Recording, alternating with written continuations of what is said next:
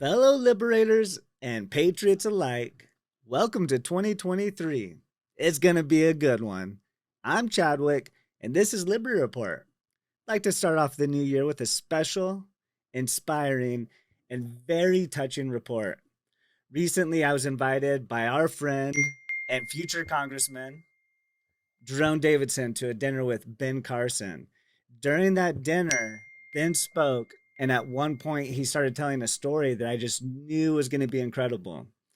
I'm going to let Dr. Carson tell the story himself, but to catch you up before I started recording, Dr. Ben Carson began telling a story about a 4-year-old boy in 1985 that was diagnosed with a brain tumor.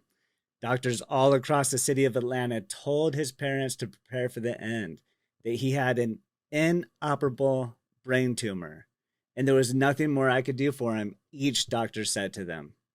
But the couple, armed with what Carson calls an unshakable faith, could feel the Lord telling them that they must find a doctor of faith. They heard the Lord telling each of the parents that they would find this doctor, the one that he is going to use to heal their son at Johns Hopkins University. Now, in his own words, let's let Dr. Ben Carson tell the rest of the story. And, you know, when he first saw, one more thing, when he first saw what the other doctors had diagnosed as inoperable brain tumor, he had said, like, oh, no, that's a death sentence. You know, there's nothing you could do for it. So, but you know what? He told him that he would take a look. But let's hear what Mr. and Dr. Ben Carson had to say. It was a pleasure and a privilege. Thank you, Jerone Davison, for inviting me to this great dinner. You guys go check him out. He is our future congressman and future. MRI had all the neuroradiologists look at it. They all agreed malignant inoperable brain stem. I told the parents, I said, I'm sorry. They said, but doctor, the Lord.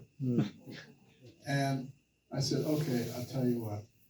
We came all the way up here from Atlanta. I said, once in 1,000 times, the scans are wrong. And it could be an inflammatory reaction from a fungal infection or something that can look like a tumor. I said, I'll do a biopsy. Oh, thank you, doctor, thank you. Took him to the operating room, went down to the brainstem area, ugly grayish red mass, took a frozen section, it came back high-grade glioma, a very malignant tumor. And I took out as much as I dared, closed them up, went out and talked to them, and I said, you know, only the Lord knows how long someone is supposed to be here, what their purpose is, and we'll understand it better by and by. And they said, thank you, doctor. But the Lord. And as I walked away, I said, I've never seen people with faith like this. Amen. Fully expecting over the next couple of days he would deteriorate and so soon he would die.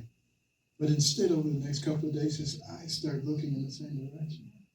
He started handling his secretions. I said, what is going on? I said, let's do another MRI. And we did, and there was a big, ugly tumor.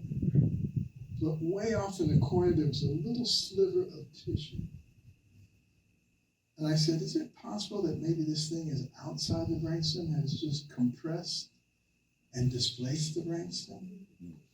And maybe we should go back in. And the parents said, by all means. And when I went back in under the microscope, the nature of the tumor had changed. As I peeled it away layer by layer, I got to the last layer and peeled it away.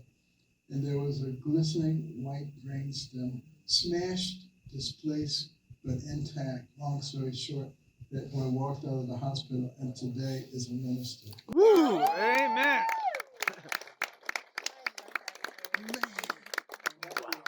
Just said, Ben, I've always been an atheist, but I'm a believer now. But it really wasn't for him.